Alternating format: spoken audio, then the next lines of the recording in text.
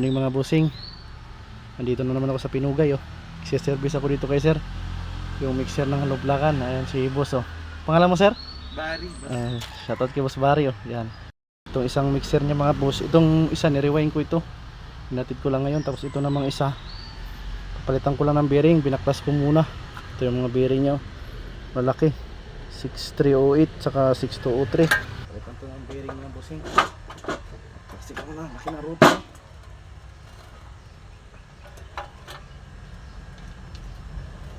Maandar naman itong isa, itong spare nila. Kaya pinapalitan ni boss ng bearing dahil lumubog daw ito sa bahay.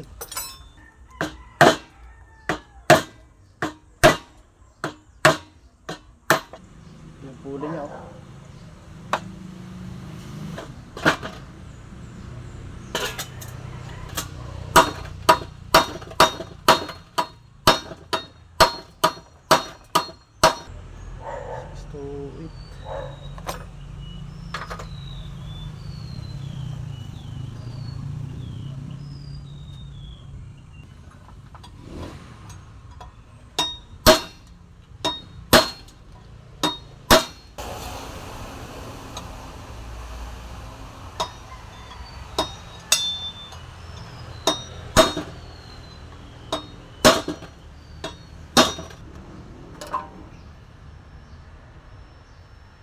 Isa ay 6206.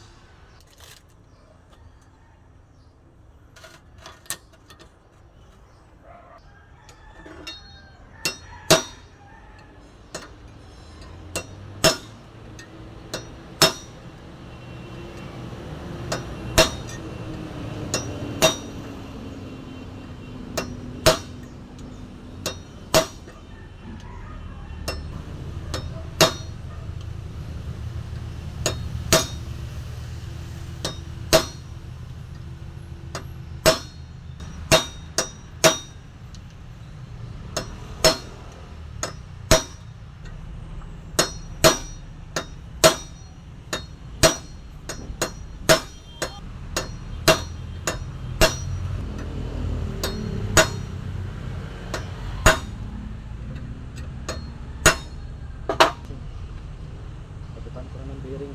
Tapos yung isa, salpak ko na rin. Napa kasing nire-rewind ko yung isa.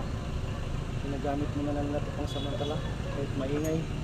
Kaya sabi nung mayari nito, pagbalik ko yung isa, padala ko ng bearing. Palitan. Baka higay.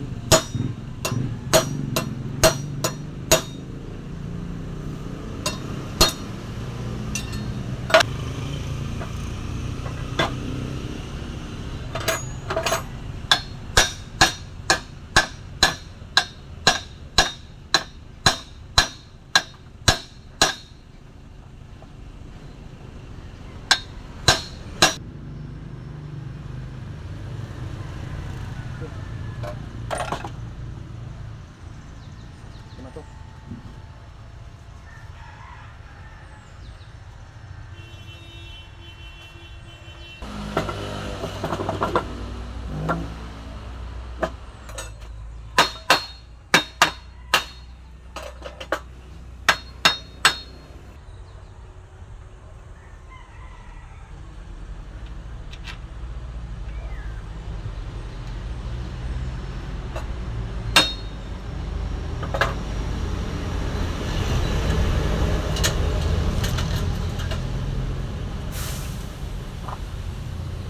Dalawang motor yung ginawa ko mga busing. Itong isa mga busing, dala ko po ito.